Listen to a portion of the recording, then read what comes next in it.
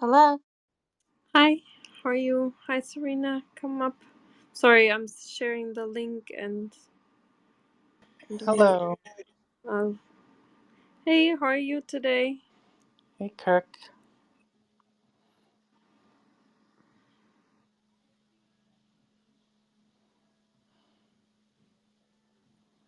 I'm early today.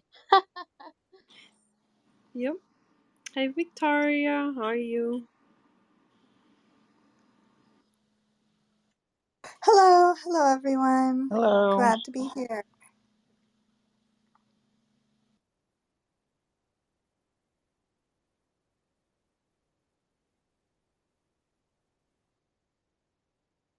How you guys doing? Good. Good. I didn't even know there was such a thing as, you sort of know these people that can just not get much sleep and have energy, but I didn't know it was a thing.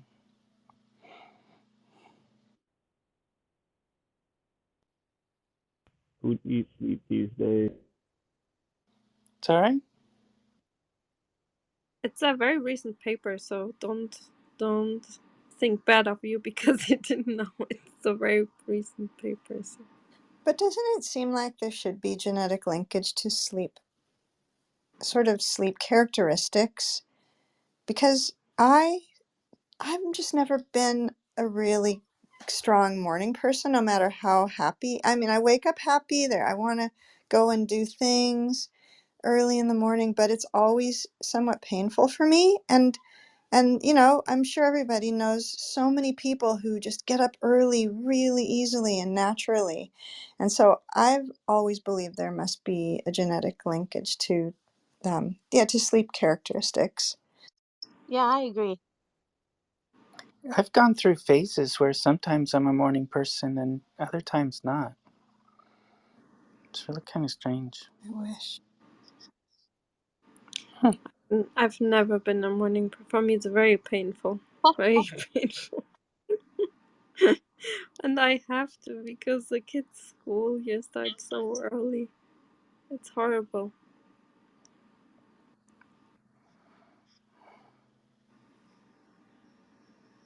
Yeah, and I don't think it reflects any lack of industriousness or any at all. I think it's just the way it is.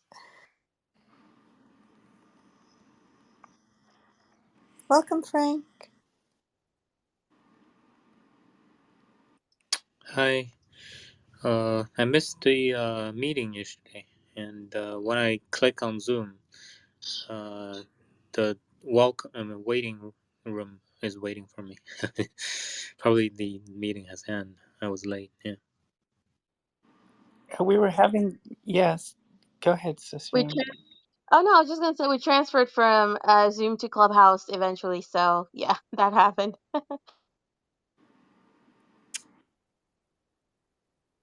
Oh, hello, Dr. Fu. How are you? Hi, Dr. Fu. How are you? Thank you for coming. We are so glad you made it. Dr. Fu, you're still muted. Oh, how about now? Yes, we can hear you now. Okay, Good. okay. All right, sorry.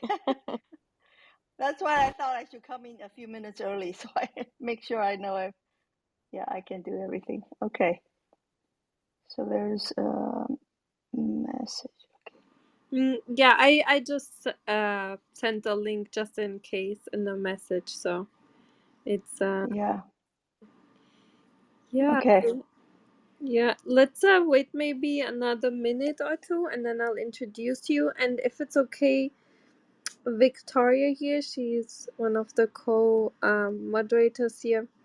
She Yes. usually asks a general question in the beginning so the audience gets to know you, what Sure. your journey was to become a Oh, scientist in the field. yeah, I have whole book full Oh, whole book worth perfect. of story.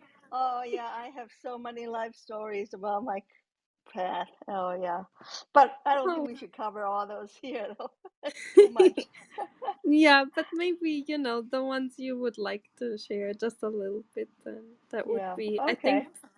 it's interesting especially for students that join us or, Yes.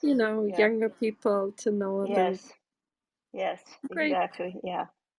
Sure. And Okay. perhaps the topic of another room too in the future. Yeah.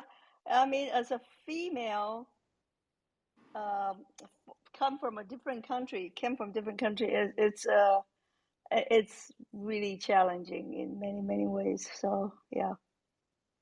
I Still, agree. I think. Still Yes, now. Yeah. I completely agree. Yeah. Yeah. So, okay, I think we can slowly start. So, welcome everyone to the Science Society Club. We are very honored to have here today our special guest speaker, Dr. Fu, who will talk about her research in sleep research. And let me tell you a little bit about Dr. Fu. She received her PhD in molecular biology and biochemistry from the Ohio State University. And her thesis actually was focused on cloning and characterizing genes mutations in the filamentous fungi, um, giving rise to sulfur and nitrogen metabolism phenotypes. Then she did her postdoctoral training at the Baylor College of Medicine, where she started her career in human genetics of disease. And during her time at Baylor, she cloned the genes responsible for the Fragile X mental retardation and myotonic dystrophy. It's very important work, and her work led to the discovery that expansions of unstable repeats are the molecular mechanisms underlying the phenomenon of genetic anticipation. The phenomenon where disease onset is earlier and severity greater in subsequent generations. She then spent 4 years in the biotech industry and was one of the early scientists at the Millennium Pharmaceuticals Inc. and later at Darwin Molecular Corp. She returned to academia in the late 90s, and since then she has been working in the field of human circadian rhythm and demyelinating disorders. I'm sorry. Um, and her lab has identified two genes that, when mutated, can lead to devastating demyelinating disease. And in collaboration with Dr. Louis Ptacek, her lab has also identified several mutations for advanced sleep phase syndrome that affects people's sleep schedule behavior. And recently, new genes and mutations were identified in her lab that affect human sleep quantity. Much of this work has moved from gene mutation identification to in vitro studies and in vivo modeling of the mutant phenotypes in flies, fish, and mice. Yeah, we are very honored to have you. It's a really great honor. So thank you. And Victoria, the stage is yours to ask your questions. All right, thank you. And Dr. Fu, Science Society welcomes you. We're so happy you're here. And that was a fascinating recap of your research for everybody to listen to. So yeah, it's really wonderful to, you have your research to share and we have the link that people can read. And I feel that it's also maybe respectful to the researcher to hear a bit about you as a person. And so I would love to know where it was in your life that you first were inspired to follow a life in science, or what first interested you when you were a child, and then what has led you along your path to the research that you're doing now. And I understand that you have lots of stories to tell, so I will let you can Yeah. choose. Thank you, Okay. Dr. Fu. Okay, thank you so much. Really, honor is mine to be able to be here and chat with everybody here. I'm very happy that I have this chance. So, I wish I had some fantastic story that I can tell you how I was inspired to be a scientist.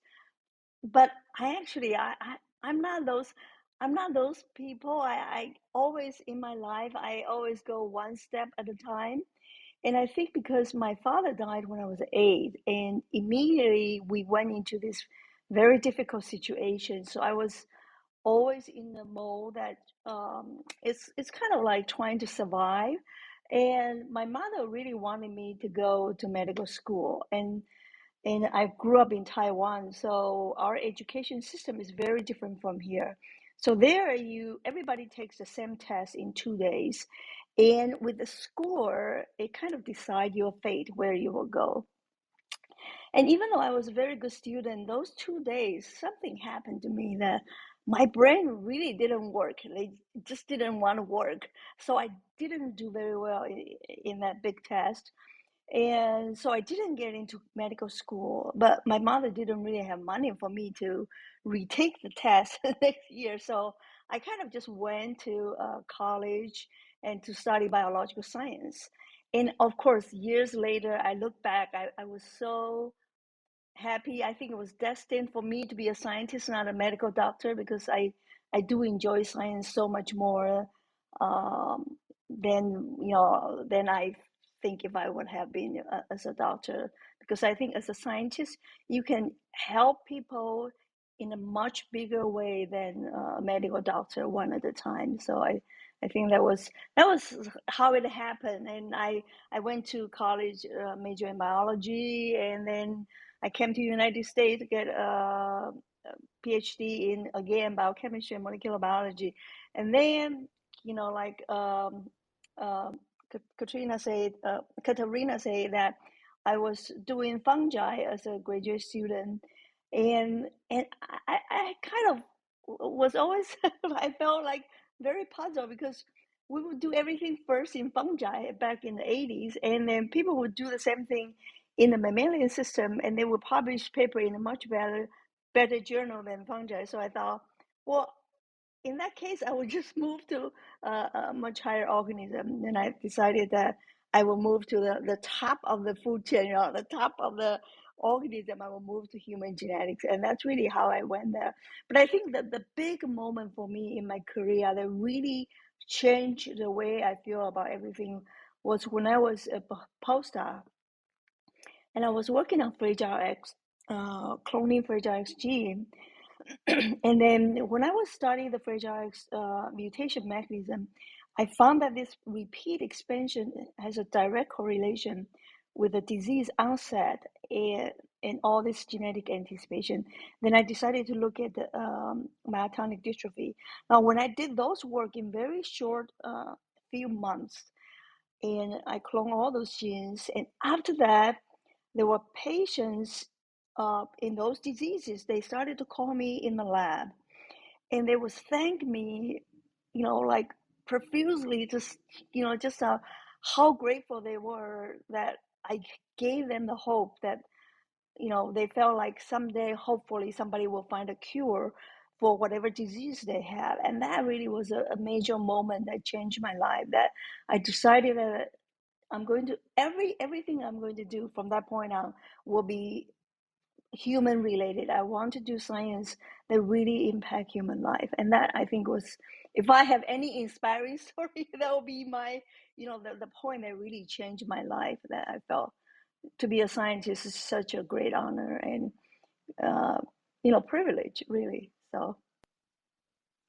Thank you, Dr. Fu. I feel that it's an honor and a privilege to hear your story, and I hear also that you mentioned hope, that the patients had, thanked you for giving them hope, and I'm hearing that as a thread, because you'd mentioned that you didn't pass the test, but you continued to be positive and you knew there was something for you, and so I'm seeing this element of hope in you, you know, in your personality, and so thank you so much for sharing that here. Yeah, you're And welcome. Yeah. and so we look forward to hearing your research, and the floor is yours as you Okay. and one other thing, it is what we usually do is you will present, and then after you are you've completed your presentation to your satisfaction, then we have both a room chat in which people can post questions that we can share with you, and we can also invite some guests up to ask you questions after you have presented your research. So thank you Okay. so much and enjoy. Okay. Okay. So, when Katerina talked to me when I was doing the preparation, I told her that decided not to do a slide presentation because I do that all the time. I think for today, it would be better if I kind of just tell you about my journey in study sleep and everything about sleep research and what we have learned. I think that's much more interesting than look at my slides. So I want to start uh, by talking about why study sleep and why sleep is important. Because about 25 years ago, when I started to look into sleep, because before that time, I was doing all diseases, right? Mental retardation, neurological diseases. And when I started to move into sleep, people would always ask me, well, why do you study sleep? Sleep doesn't kill you. So what's the point of study sleep? Now, back then, it was not as obvious. You know, to me, it was just very interesting because sleep is such a mysterious thing in our life. If we can manage to live to 90 years old, we'll be spending 30 years sleeping, and yet we know so little about sleep. So that was my curiosity that I felt like I wanted to study sleep. And also for me personally, it was a next level of a challenge because with human genetics, study disease is much easier than study behavior, and sleep is a behavior trait. So I thought that it would be a good challenge. But after so many years of studying sleep, now we know I have learned so much more about sleep, right?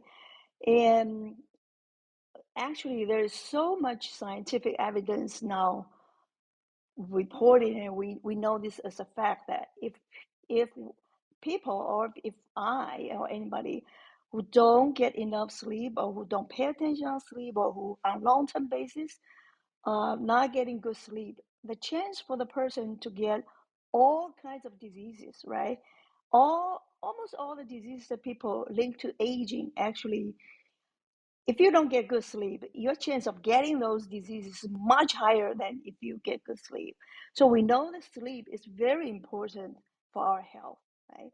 And people ask me this often, and I always say, to me, sleep there are only two things more important than sleep for our survival, really, in my book. One is air, and the other one is water. Because in fact, we can survive longer without food than without sleep, which will tell you that how important sleep is for our survival. And then, and very simply, if I don't get good sleep, I wake up, I don't feel good, I'm crabby, my brain doesn't work very well, right? So sleep is very important. Now, how did I start to look into sleep? And really, it's by accident, or it just came about accidentally. So I was working in biotech industry, and I decided to come back to academic because I was kind of getting bored in the biotech. And so at that time, two of my very important long-time collaborators, one is Chris Jones, and the other one is Louis Potajek. The year before I came back to academic, they started this collect a family for a woman, and this woman had a lifelong trait of she always had to go to bed very early and always had to get up very early. And so, I mean, early means that she had to go to bed like 6, 7 p.m. And she would get up 1 or 2 a.m. and start cleaning her house. So that's very, very extreme. And actually, she had gone to many, many doctors before she went to see Chris. And none of the doctors would believe her. They all told her, well, it's in your head, you're depressed and all whatever, they would tell her that she actually didn't have a problem. In 1996, she decided that she would try again, and she went to Chris Jones. And Chris, at that point, Chris was a sleep clinician, and he didn't really understand science, but by being in the University of Utah, he learned a little bit about human genetics. So he approached his friend, Louis Potacek, to see if Louis will help him collect this family. So a year later, they collected this large family, and they needed somebody to find the gene and mutations for the family. And that's when I came in, joined them. And so a year or a few years later, we found the mutation for this woman's family, and we made this report in the journal. And this woman was so excited. Her name is Betsy, and Betsy was so excited that she went on to all talk shows, all the talk shows that she could get herself invited to. She went on, and so essentially she did us a huge favor by doing all the advertisement for us. So we had thousands of people approach us and told us that there are also morning larks and everything. So that's how we started to look at morning larks, or we call it advanced sleep phase behavior, and that's a scientific term, but lay people's term will be morning larks. And so over the years, we have found maybe a dozen mutations now, and they are all somehow linked to circadian rhythm. So I think that our study in this morning lark or sleep schedule behavior actually helped people who were doing circadian rhythm really linked the circadian rhythm to human condition to help people connect that, circadian rhythm actually is very important for us, not just for Drosophila or mice. It also regulates our sleep schedule, and I think that's very important. So we were looking at all these morning larks, and we were screening mutations, and along the line about 2005, we found this mutation in a small family, and this family they came to us and they say that they are morning larks. So we say okay, and we found the mutation. Usually what we will do is, after we find the mutation, we will go back to talk to these people just to confirm that the phenotype and behavior trait is real. We want to triple check and everything to make sure it's correct, because everything else after that is so much more expensive at that point. So when we went back to talk to these people in the family, we found that actually these people, they are not truly morning larks like all the other people that we were studying, because all the other people that up to that point we were studying, they all get up early, but they also go to bed early. But for this particular family, they actually get up early, but they don't go to bed early. They go to bed like most regular population, somewhere about 11 or midnight, but they get up like 5 o'clock or something. So that's when we realize, well, these people, maybe they're not morning larks, maybe they just need less sleep. So we then made mouse model and check the mouse models. So every mutation we find, we always make mouse model to confirm the phenotype is accurate. In fact, we have many mutations that we make mouse models, and the mice don't have any phenotype. And then we really, if the mice don't have phenotype, we cannot do anything further. So this particular mutation, when we made the mouse model, these mice also sleep fewer hours than regular mice. And that's the point that we realize, okay, this mutation actually makes people and mice require less sleep. But that really was only one mutation. So we reported in 2009. And again, it was written up in New York Times, Wall Street Journal, and all these big newspapers, and in some TV, on TV programs. So again, thousands of people approached us and say that, well, I'm one of them, or I know somebody's like that. And of course, not all these thousands of people are all natural short sleepers. Only a small fraction of them are natural short sleepers. So we distinguish people who are really born with this trait. We call them natural short sleepers, to distinguish from people who train themselves to sleep fewer hours and than they really need. And those we call them habitual short sleepers. So for the natural short sleepers, these are the people who almost all of them say they are lifelong this way. And occasionally there will be some of them say they really notice after teenage year. And that's because during teenage years, our body, because of all the hormones, it really mess up our sleep schedule. So it's harder for people to know their sleep schedule or sleep duration or how many hours of sleep they need. So for the natural short sleepers, most of them say, well, even as far as long as they can remember, they never really need more than 4 to 6 hours of sleep. And so, so far we have reported 5 mutations in 4 genes for natural short sleepers. And these natural short sleepers are very interesting because since 2009, we now have collected more than 100 families, and we looked at more, more than 100 of these natural short sleepers. And so over the time when we were studying these people, gradually we realized that there are a series of temperaments or characters is very common for these natural short sleepers. They are usually very optimistic, and they are very active all day long, even though they only sleep 4 to 6 hours, but they are very, very active. The rest, when they wake up the next day, they're very, very active. And they also, a lot of them have higher pain threshold, means that they can tolerate more pain than we can. So, for instance, when they go to dentist, they don't need the Novocaine, or they can exercise for hours, and they don't really feel muscle pain and stuff like that. And also, some of them say that they have very good memory. For instance, one family, they have very good audio memory. So if they hear something once, they never forget. So when they go to school, they don't need to take any notes because they only need to show up and listen to the lecture, and they will remember everything they have heard, which is the great advantage when you are going to school. And so another family, another example is from a family.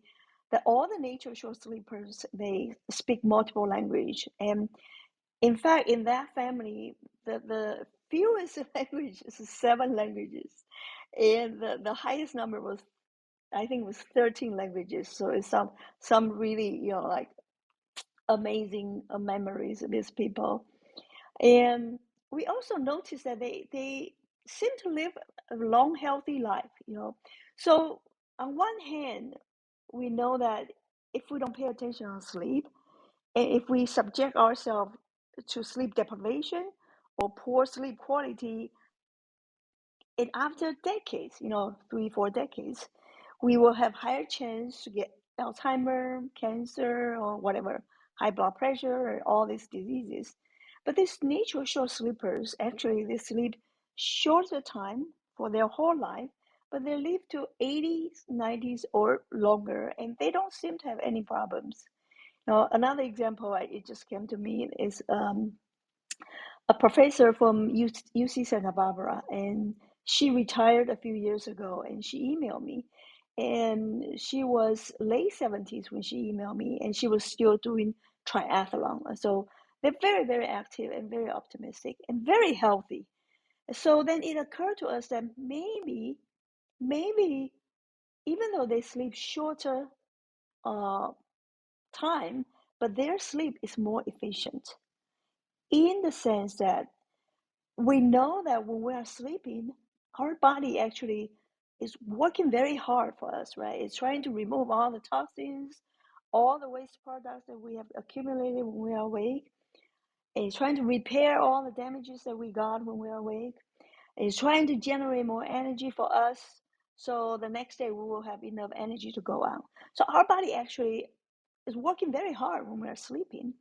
But for these natural short sleepers, their sleep must be more efficient so that all the sleep functions, right? all the body function that when we're sleeping, for me, an 8-hour sleeper, it takes 8 hours to accomplish maybe 90 or 95% of whatever the task that sleep is doing for us. But for these natural short sleepers, maybe only take 4 to 6 hours, and the function can achieve to 98% or higher for these people. And therefore, they can stay active longer the next day and live a long, healthy life. So we started to wonder about this, for maybe their sleep is more efficient than ours. And so then we started to think, well, how can we prove their sleep is more efficient? We're thinking, well, we have to figure out how they can sleep so efficiently, so the rest of us can also sleep as efficient as they can.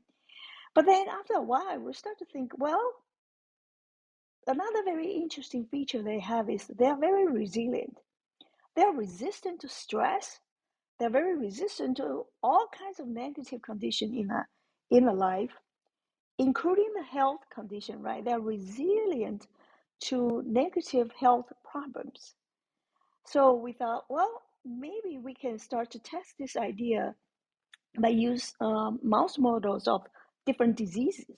See if when we put the natural short sleep mutations onto mouse models of whatever diseases that we choose, and to see if these mutations of the short sleep can change anything about their disease pathology. So we just decided to start with Alzheimer, and that's really just because Alzheimer is such a big problem for our society right now, and it's such a huge economic burden. So we thought, well, okay, we'll start with the Alzheimer. So we took two different Alzheimer mouse models. I'm sorry, maybe I'll mute. I need to drink. Take your time, Dr. Fu, please.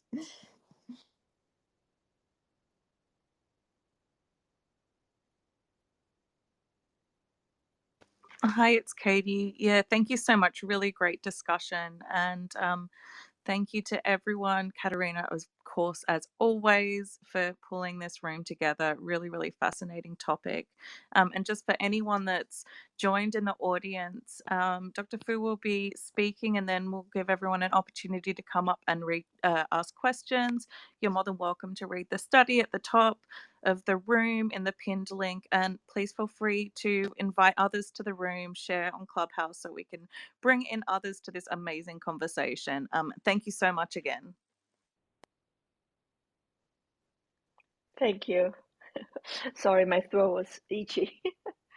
So, so we decided to take two different kind of Alzheimer mouse model, and one is A beta plaque, and the other one is tau tango. And so actually, our lab is not really Alzheimer lab. So we know that there are two lines of research in Alzheimer research. One is A beta and one is tau. And we decided that we're just not going to be biased by one or the other. We would just do both. And so we first put the very first short sleep mutation that we found. It's on DAC2 gene. We first took that mutation in our mouse model and crossed onto both of these two Alzheimer mouse models. And of course, we waited for 3 to 6 months, and we found that actually the wild type mice with Alzheimer mutation, they form really a lot of plaques at 6 months old for the mouse models. But if we put our short sleep mutation onto these Alzheimer mouse models, then they have significantly, really dramatically fewer plaque than the control mice. And so at that point, well, so that's for plaque. And we found the same thing for tau tango, that after 6 months, the natural short sleep mutation on the tau tango mouse model, they have much less tau tango than the control mice. So at that point, we say, okay, great. Maybe our hypothesis is right. But this could be completely coincident, right? Completely, it has nothing to do with short sleep. It's because of DAC2 gene, right? Maybe DAC2 play a role in Alzheimer that we didn't know. And so when we put these mutations on the Alzheimer mouse models, it did something. So we decided to take the second mutation, second natural short sleep mutation, and put onto these two different Alzheimer mouse models. And sure enough, after 6 months, again, the second natural short sleep mutation, when we put it onto these Alzheimer mouse models, it can significantly reduce the A beta plaque or tau tangle. And so those were like really the most important thing for the paper that Katerina put it on there. And the rest of the paper, we just did some molecular study to see the A beta level in the tissue, the tau, phospho-tau level in the tissue, and how it affects the molecular mechanism. But I think the biggest message we wanted to tell people is that because these natural short sleepers, we think that their sleep is more efficient. And so when the sleep efficiency is high, means sleep quality is good, it can help delay Alzheimer pathology progression, right?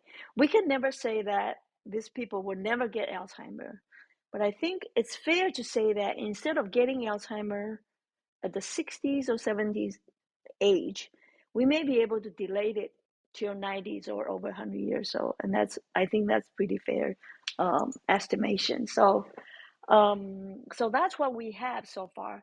And so in the lab now, we're working very hard in trying to understand the molecular mechanism and also the neurocircuitry pathways. So there are two lines of investigation. One is really use neuroscience tools, all the neuroscience tools to understand the circuitry and the sleep promoting, wake promoting neurons and how they talk to each other. And the other line is use molecular mechanism and really understand molecular mechanism. And now for me, people ask me all these questions all the time. So I always say that if you can think of any machine or just a car, right? You want to know how to fix the car. You have to first know how the car works, how all different parts fits together, and how the machine runs together. So when the car breaks down, you know how to fix it. And so it's essentially the same thing that we're trying to understand how sleep is regulated in the normal people and also in the natural short sleep people. And so we can compare what is different between the natural short sleepers versus normal sleepers. So we can know why their sleep is more efficient. And I always tell people my dream is that 10 or 20 years, I hope it's 10 years, not 20 years. I hope 10 years from now, we can all go to hospital. Um, and it will be something like now, if we go to hospital, they put this cuff on your arm and they can tell you your blood pressure, and it can tell you, oh, okay, you are normal, or you have high blood pressure or whatever. And my dream will be 10 years from now, we can go to hospital and they can use some very simple equipment and tell you, oh, your sleep efficiency is 70, 80, 90, or 95 or whatever. It's in a very simple way to help us determine our sleep efficiency. So that would be my dream. So I think maybe I'll stop and see if people have questions. Oh, people have so many questions. Let's do a flash of mics to create an order. So I see Kirko, CC. Yeah, thank you so much for the great presentation. It was really wonderful to hear the journey that led to this. Yeah, I wanted to give Jamie the first turn to ask his question. And since we have so many people right now on the stage, let's keep it at 1 to 2 questions so everyone gets a turn and we don't stretch, like we don't take too much of Dr. Fu's time. So Jamie, go ahead, and then we'll just go in PTR, I guess. Thank you. Thank you very much for that talk, Dr. Fu. That's absolutely fascinating. Thank you. And actually, this is, I'm quite excited. So here's my question. I am actually blind, and my sleeping is honestly horrifying.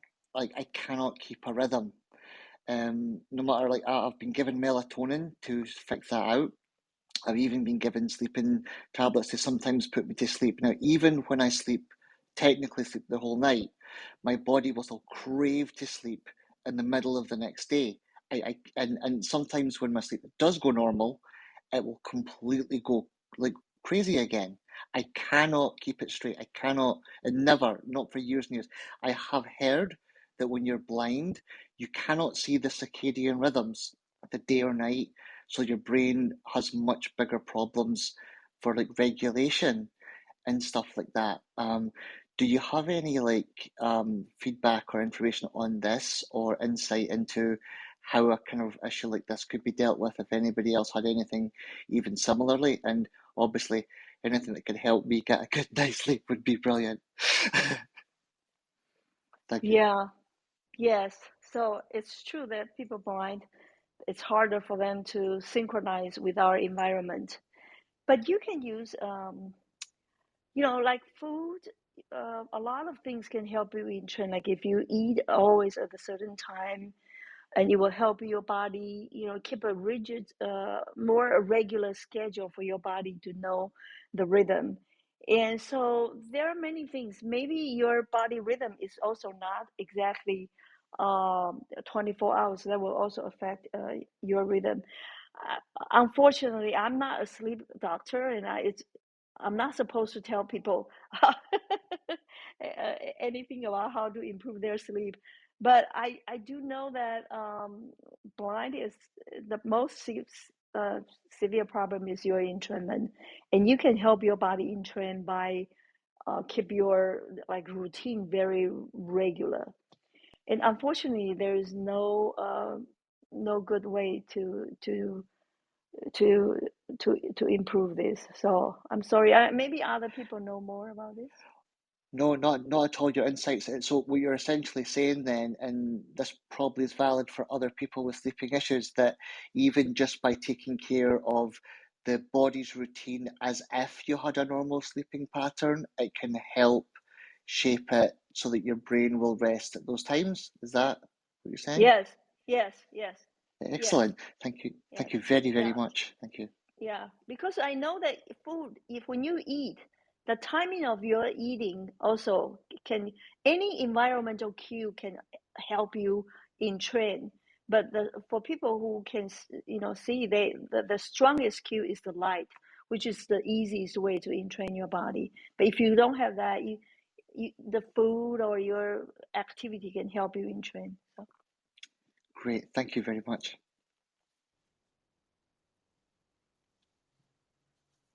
Okay, Cece, go for it. Yeah. Thank you so much, Dr. Fu. That was so wonderful. It was an amazing talk, Thank you. and I learned so much. So the question that I have, you talked about the natural short sleepers. So for people who are not natural short sleepers, and I believe I'm not because I like to sleep.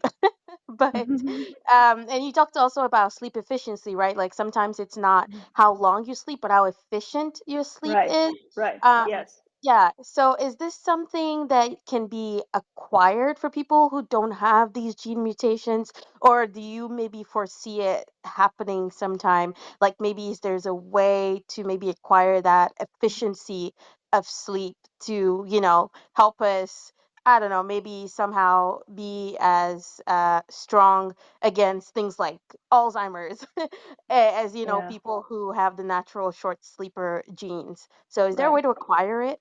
Right. Yeah. No. Right now, I don't think there is a way to. Well, actually, I think everybody should pay attention on their sleep. So this is very important. So everybody has different rhythm, and everybody needs different amount of sleep, because you cannot say everybody needs 8 hours. It's like say everybody should be 5 foot 3, right? So everybody needs to figure out what's the best time for them to go to bed and what's the best time to get up, and how many hours is best. I will use myself as example. Right? I've tried this for many years and figure out my schedule. So if I go to bed at 10 or 10:30 and try to get up at 6, I will wake up like 3 times through the night, and next day 6 o'clock I will feel totally exhausted, and I, need 3 cups of tea before I could just get going. But if I just stay up till midnight and sleep till the 7, I can sleep through the night, and 7 o'clock I'll feel perfect, you know. And so that's how our body is very sensitive, because it's 2 components. One component is your sleep schedule, your body rhythm, and you need to figure out. And the other component is how many hours of sleep that you need. So if you sleep at the best time and the best number of hours, it will be the best efficiency for your sleep, right? So that is a little bit complicated that way. And right now, if I say, well, okay, I sleep from 12 to 7, maybe my sleep efficiency is 70%, 90%, or 95%. But I think the thing distinguish us from nature short sleepers is that I feel that their sleep efficiency is probably approaching 100%, like 98% or something. So they could do that for 100 years and they still stay healthy. But for the rest of us, if I try to do the best schedule for myself, the best number of hours, maybe I can do 95% and I can avoid getting all these diseases. But one of our research goals is try to figure out how how to help everybody, not just people with sleep problems, everybody, to increase their sleep efficiency by learning how natural short sleepers sleep work, right? So now we're working very hard to figure out why is their sleep more efficient. If we can figure that out, we may be able to come up with something, maybe a vitamin pill, a pill like vitamin M, to help everybody to sleep more efficiently. And therefore, everybody can stay healthy longer and live a long, healthy life. And that's another very important goal for our research. That sounds wonderful. And yeah, I definitely look forward to that, having some sort of pill or vitamin to help us all sleep more efficiently. And that will definitely be a great result of your research. Thank you so much. Yeah, Yeah, I'm going to pass it yeah. on to Kirko. Kirk, go ahead. Oh, I was clapping. Serena, did you want to go first before I ask my questions? No, please go ahead. So I got 2 questions, and I hope the first one. I hope I didn't miss this part. So, uh, in the studies between the wild type and mutated forms of this gene, did you find that there was like a difference in like level of expression between the two? Is the first question, and is the second question, if there was, did you then play around with changing the expression level, like maybe throwing in like a promoter region that you can like kind of like turn down the expression or ramp it up to see like if that was a positive or negative effect versus the wild type? Yes. So far, the mutations that we found, most of them are neuropeptide or neurotransmitter receptors, and they don't show change on the transcription level. But the closest um, to your question will be the very first mutation we found in DEC2. DEC2's expression doesn't change, but DEC2 is a transcription factor that regulates orexin expression. And I don't know if you all know orexin. Orexin is one of the very important neurotransmitter regulating wakefulness. So people who have orexin neuron damage, they have narcolepsy. So DAC2 regulate orexin, and so the mutant DAC2 actually has reduced transcription repressor activity, therefore lead to increased orexin expression, and therefore lead to it contribute to short sleep phenotype. We don't know if that's the only thing. Uh, it's completely going through orexin or not, so we don't have enough evidence to say that. But at least DAC2's function is partly going through regulating orexin's expression.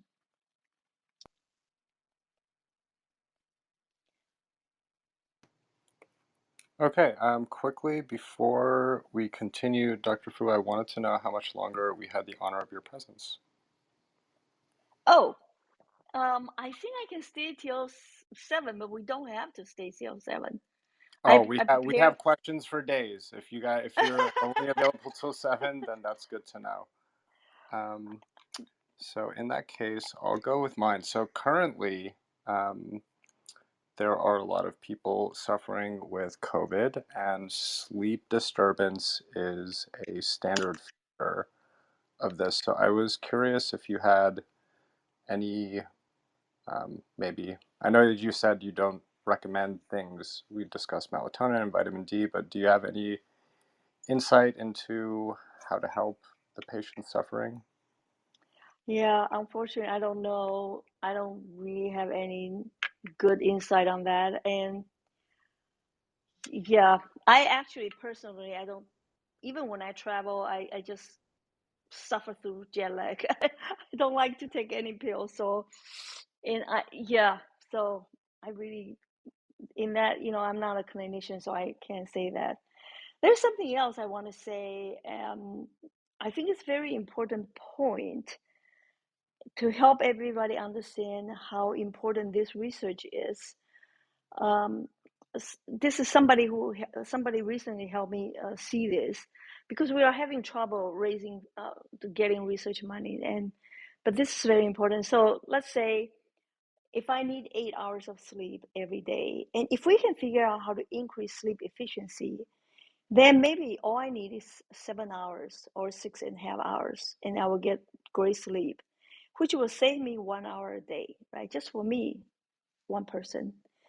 And so then in a year, I will save 365 hours for myself. Now, if I say, well, 1 hour is worth $10 for me, then 1 year it will be worth $3,650 for myself alone. But if we can figure out a way to help everybody sleep more efficiently, and let's say we have 8 billion people on Earth, if we just have 1 billion people benefit from this, there will be $3650 billion on our economic impact. And so that's another point I want to say, that I thought that it's very important about point out how important this is. So, okay, any more questions? Sure, no, we're gonna, yes, millions of questions, but we have limited times. So I was going to pass the mic to Dr. Shaw. Go ahead. Thank you so much, Denise, and thank you for sharing your important, paper, Dr. Ying. My question is about, the two which you just explained about it, as we know that it's this gene belonging to the family of the BHL, HE41, and I was just wondering, did you find any evidences around the relationship between this gene and mutation and the thyroid? Dysfunction or thyroid cancer or not? No, no, we haven't. We haven't found. I suspect that if we cross our mouse model, the short sleep mouse model, to all kinds of diseases, we'll find that the short sleep mutation actually can help delay diseases or prevent diseases. We simply don't have enough research funding to do all those things. But we have not we have not found any direct connection between these mutations, or even the circadian mutations directly connect to thyroid cancer. No.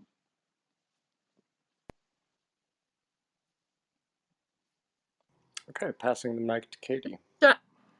Can John go next? He was here early on and asked me if he could ask a question. Thank you.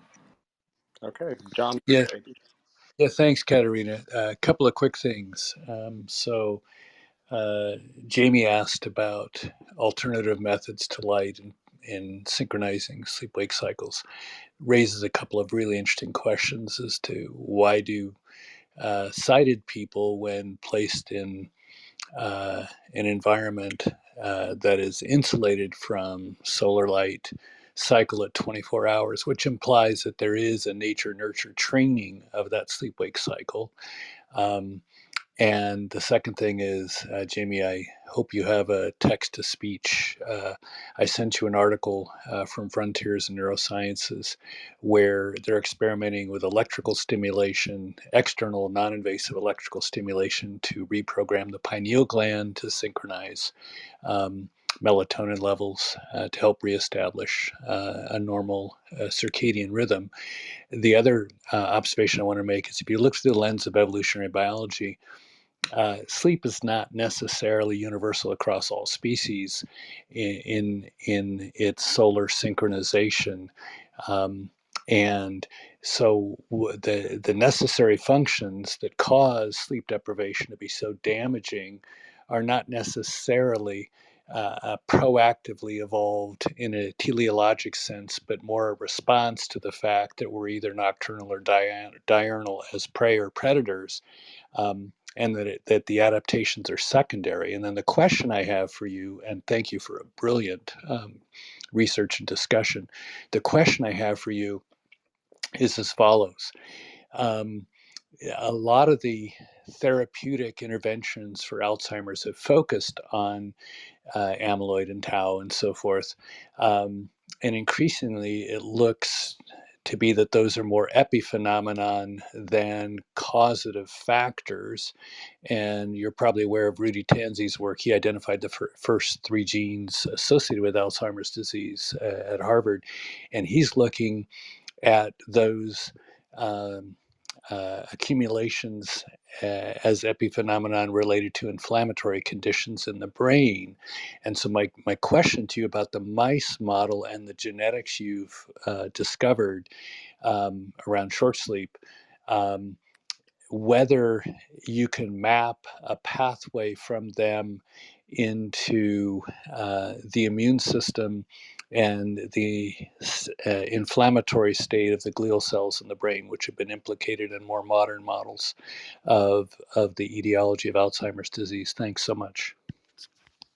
Excellent question. um, uh, exactly. That's what we are doing. That's what we're collaborating with this Johnny Kipnis at WashU. I don't know if you know him. He is expert in this area. So we, you know, in our lab, we don't have. Again, we're not Alzheimer lab, or we're just purely sleep lab. So we're collaborating with him to look at this, and I suspect that immune function is definitely something, because these short sleepers, they don't get sick very much, and so their immune system is probably better. And you know, I suspect that we will find something there, but they're working very hard to look into this. Yeah. Yeah, I think your work is very seminal in making that connection. And if you'd like an intro to Rudy, I'd be happy to make that introduction for you. I think he'd Oh. be really interested in having that conversation with you. Well, thank you, because we had a hard time to publish that paper. I can tell you, it took 14 months. So yeah. Okay, Katie, next to you. Hi, it's Katie. It's fine. I can skip my turn because of time, but I think Abyss had a question too. Okay, let's go for it. Thank you, Katie. Thank you, Dennis. Thank you, Dr. Fu, for your presentation. It's really an awesome work, and I yet have to go into depth into like the paper. I guess like my first question basically was asked by John.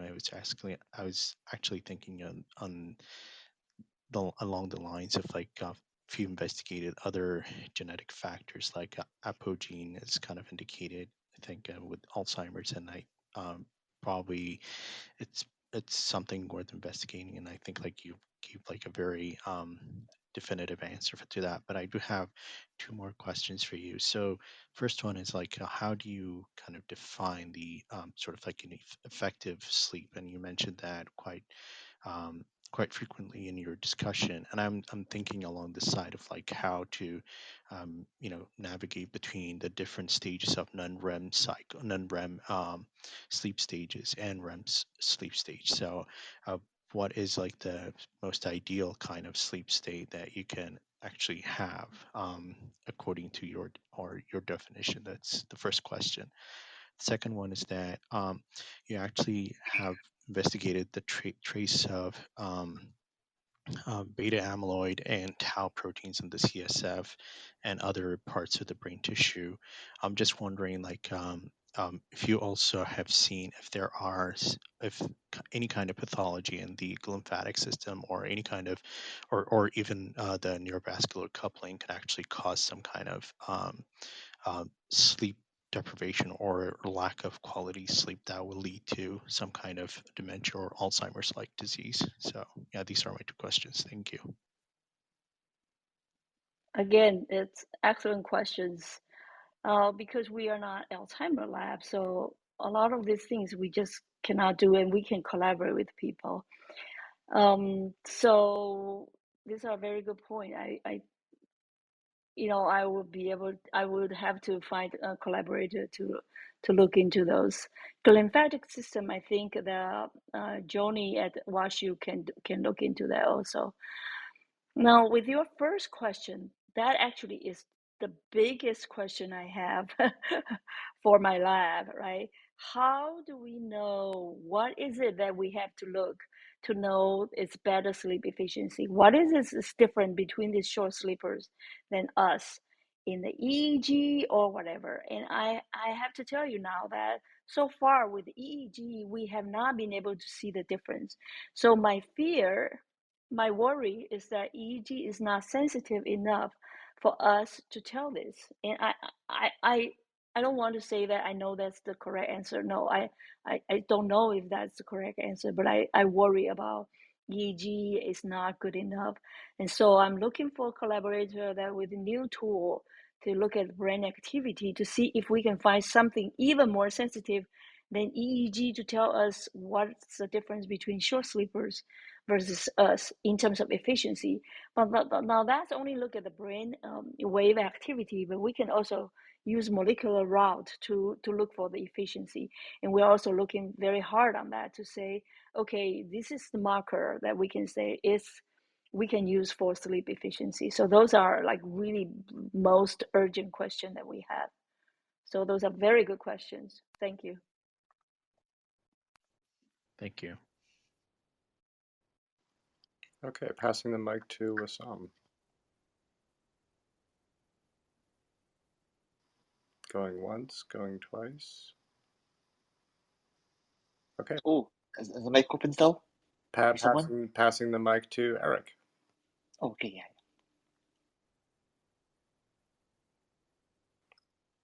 No questions at this time. Thank you. Okay. A wonderful talk.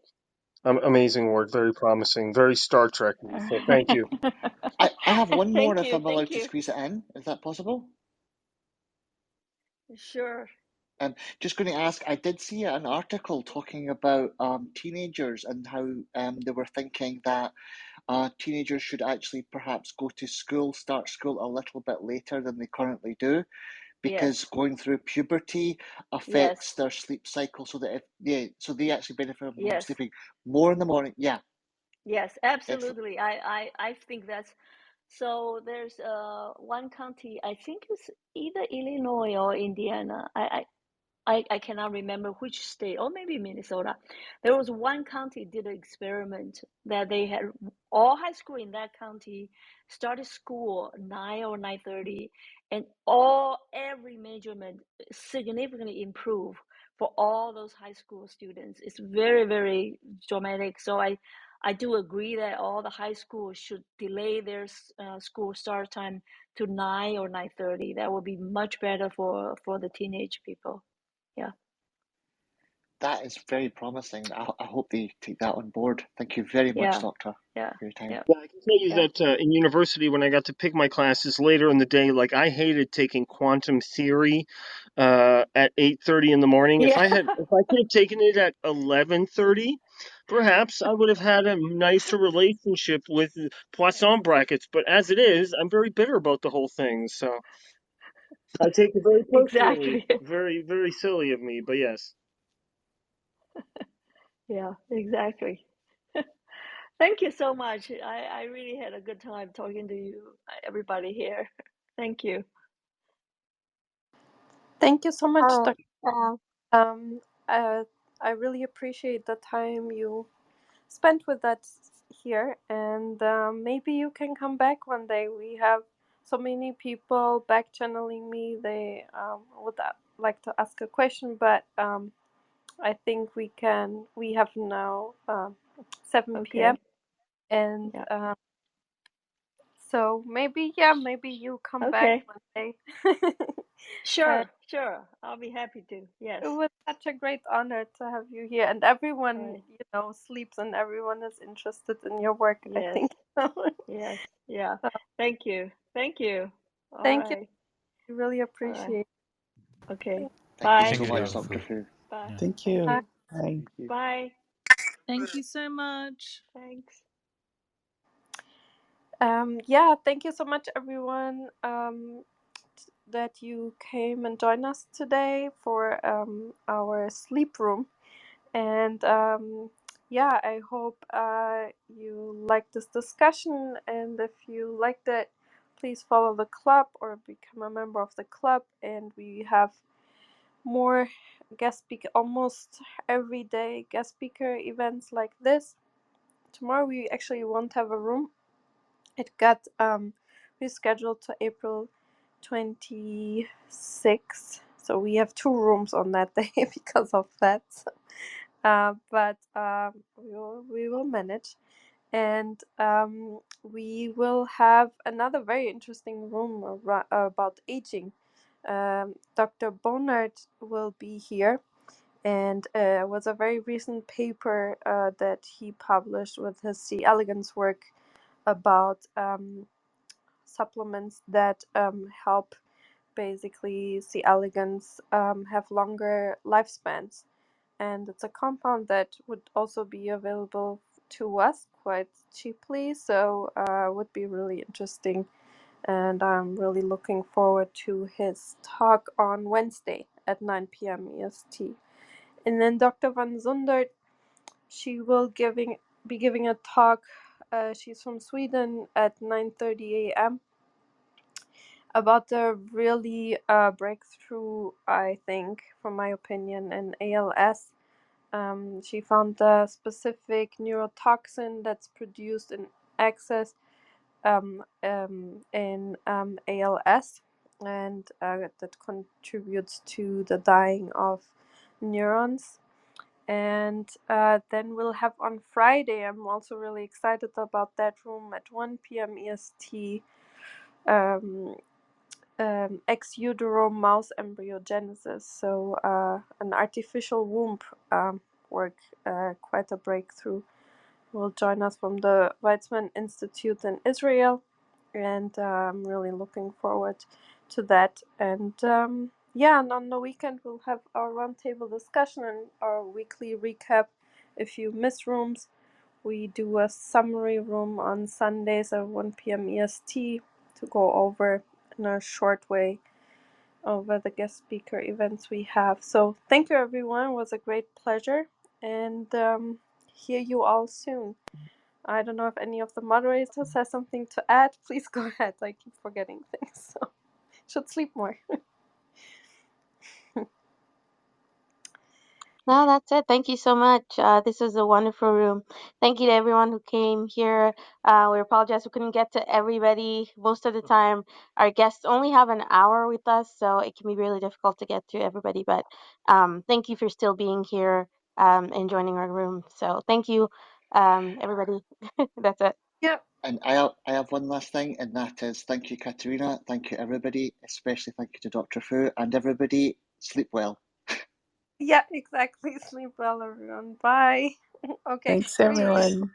Bye Bye. bye. Bye, everyone.